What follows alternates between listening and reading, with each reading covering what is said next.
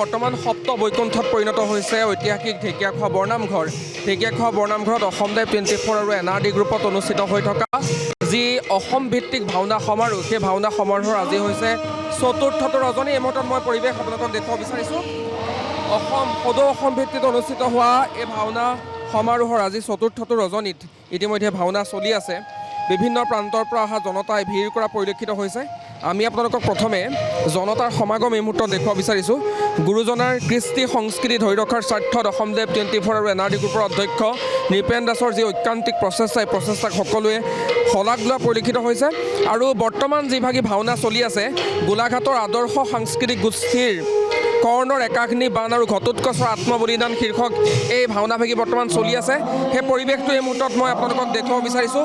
বিভিন্ন প্ৰান্তৰ পৰা অহা ভকত বৈষ্ণৱসকলৰ যি সমাগম, সেই সমাগমে আজিৰ এই ভাওনা সমাৰোহখিনিক সাফল্যমণ্ডিত কৰা পৰিলক্ষিত হৈছে। আমি অকণমান কথা পাতিবলৈ যত্ন কৰিম। আৰু বিভিন্ন প্ৰান্তৰ পৰা ভকতসকল যিহেতু আহিছে, ভাওনা খুব ধুনীয়া হৈছে, ভাওনা চাই আছে। অসম লাইভৰ এই প্ৰচেষ্টাক কি ক'ব বিচাৰিব? হয়, গুৰুজনাৰ অপূৰ্ব সৃষ্টি ভাওনা সংস্কৃতি, অসম লাইভ 24 অধ্যক্ষ নৃপেন দাস ডাঙৰীয়াৰ যি প্ৰচেষ্টা, এই প্ৰচেষ্টা সঁচাকৈ শলাগিবলগীয়া। আৰু গুৰুজনাৰ আদৰ্শ তেখেতে প্ৰসাৰ আৰু প্ৰচাৰৰ বাবে যি ব্যৱস্থা কৰিছে, আমি নথৈ আনন্দিত হৈছোঁ। আৰু তেখেতক ভগৱানে সুস্বাস্থ্য আৰু দীৰ্ঘায়ু কৰক, আৰু এইদৰে অসমীয়া জাতিৰ প্ৰতি কাম কৰি যাবলৈ তেখেতক শক্তি প্ৰদান কৰক, এই কামনা। ধন্যবাদ জ্ঞাপন কৰিছোঁ। ভাওনা ভাগি খুব সুন্দৰ হৈছে বুলি কৈছে অসম লাইভ 24 অধ্যক্ষ নৃপেন দাসৰ এই প্ৰচেষ্টাক আপুনি কি ক'ব বিচাৰিব? মই প্ৰকৃততে নৃপেন দাসৰ এই প্ৰচেষ্টা মই শলাগ লৈছোঁ। তেখেতে যে অসম ভাওনা প্ৰতিযোগিতা যে আয়োজন কৰিলে, সেইকাৰণে তেখেতক মই বহু ফালৰ পৰা, আমাৰ ঢেকীয়াখোৱা বৰনামঘৰৰ ফালৰ পৰা মই বহুত ধন্যবাদ দিছোঁ তেখেতৰ প্ৰচেষ্টাক। ধন্যবাদ জ্ঞাপন কৰিছোঁ। বিভিন্ন প্ৰান্ত, আমি যদি কেমেৰাটো অকণমান ঘূৰাওঁ তেতিয়াহ'লে দেখিবলৈ পাব চাৰিওফালে কেৱল মানুহ আৰু মানুহৰ সমাগম দেখিবলৈ পোৱা গৈছে। বিভিন্ন প্ৰান্তৰ পৰা অহা লোকসকলৰ সৈতে আমি কথা পাতিম, আয়তীসকলৰ সৈতে অকণমান আমি কথা পাতিবলৈ চেষ্টা কৰিম। আমি অকণমান বাহিৰ ভাগলৈ ওলাই যাম। আৰু বিভিন্ন প্ৰান্তৰ পৰা অহা লোকসকলে এইদৰে ভিৰ কৰা পৰিলক্ষিত হৈছে। বৰদেউতা, ভাওনাখন খুব সুন্দৰ হৈছে বুলি কৈছে অসম লাইভ 24 অধ্যক্ষ নৃপেন দাসৰ উদ্যোগত। পূৰ্বেও ইয়াত যথেষ্ট ভাল কাম হৈছিল আৰু এতিয়া এই ভাওনা সমাৰোহ ভাগি চলি আছে। কি ক'ব বিচাৰিব এই প্ৰচেষ্টাক লৈ? নাই, চাই ভাল লাগিছে। ভাওনা ভালেই লাগিছে, আৰু এইটো আদৰ্শ যেনেকুৱা দেখুৱাইছে, হয়, বহুত ভাল লাগিছে। ঠিক আছে, অকণমান আমি বাহিৰৰ ভাগলৈ যাবলৈ চেষ্টা কৰিম। আপোনালোকে খুব সুন্দৰকৈ আপোনালোকৰ কামখিনি কৰি আছে। আপোনালোকে কেনেকুৱা ধৰণৰ নিয়ম বনাই লৈছে? পাল পাতি লোৱা হৈছে নেকি? হয় হয়, আমাৰ প্ৰত্যেক চুবুৰীয়া পাল পাতি লোৱা হৈছে প্ৰতিদিনাই। আজি আমাৰ এই আগ টাইমৰ যোনখন আছে সেইখনত আছিল।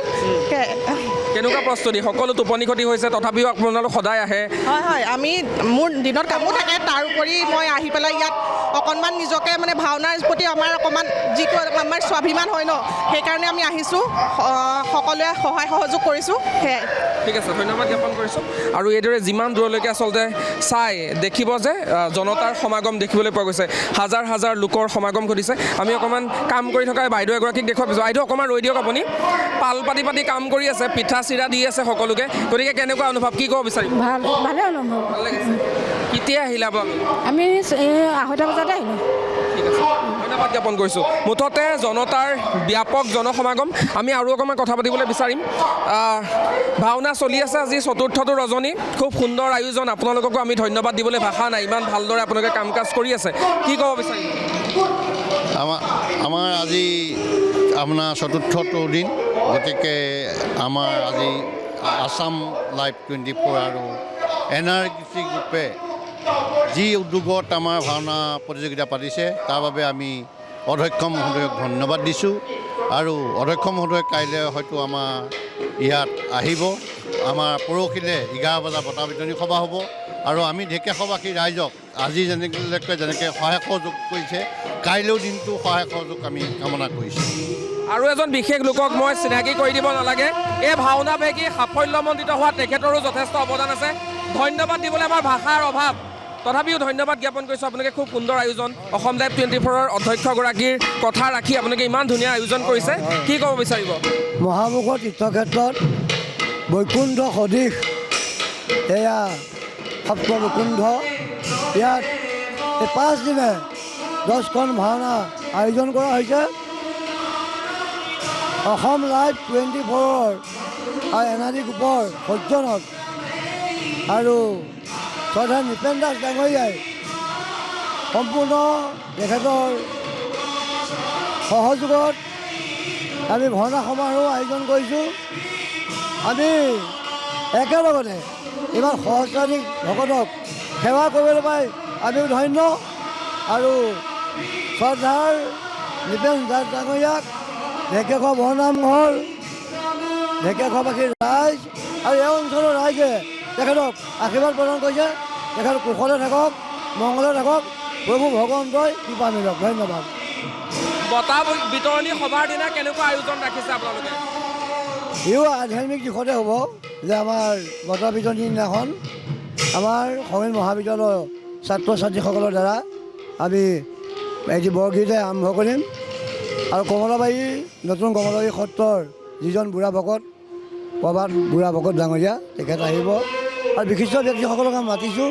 খুব আধ্যাত্মিক দিশত আমি অধ্যক্ষগৰাকীতো আহিবই, তেখেত আহিবই আৰু সেইকেইটা আমি সকলোৱে সহযোগত খুব সুন্দৰভাৱে আমি এখনি বঁটা বিতৰণী সভা অনুষ্ঠিত কৰিম। জ্ঞাপন কৰিছোঁ আৰু জনতাৰ সুত মই পুনৰবাৰ দেখুৱাব বিচাৰিছোঁ।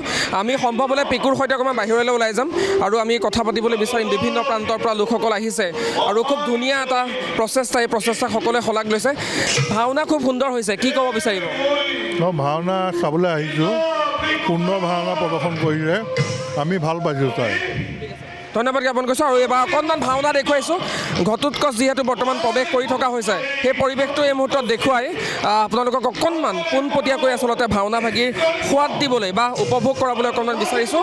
আৰু এইদৰেই সপ্ত বৈকুণ্ঠত পৰিণত হৈছে ঢেকীয়াখোৱাৰ ঐতিহাসিক এই ক্ষেত্ৰ আৰু আমি আপোনালোকক পোনে পোনে সেই পৰিৱেশ এই মুহূৰ্তত দেখুৱাইছোঁ।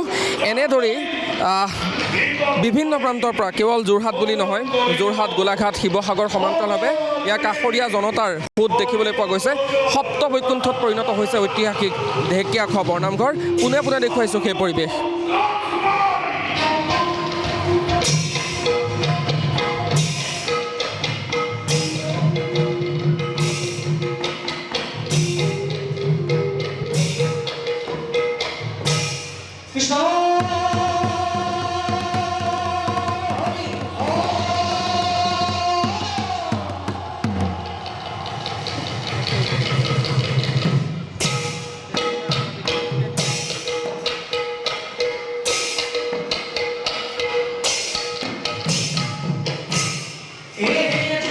আৰু এইদৰেই বৰ্তমান প্ৰৱেশ চলি আছে আৰু আমি সেই পৰিৱেশ আপোনালোকক একাত্ম কৰাইছোঁ। আধ্যাত্মিকতা চাৰিওফালে, এই আধ্যাত্মিকতাৰ পয়োভৰ আজি ঢেকীয়াখোৱা বৰনামঘৰত দেখিবলৈ পোৱা গৈছে আৰু কেইবাটাও দলৰ যি নাট্য প্ৰদৰ্শন, সেই নাট্য প্ৰদৰ্শনে আপ্লুত কৰিছে।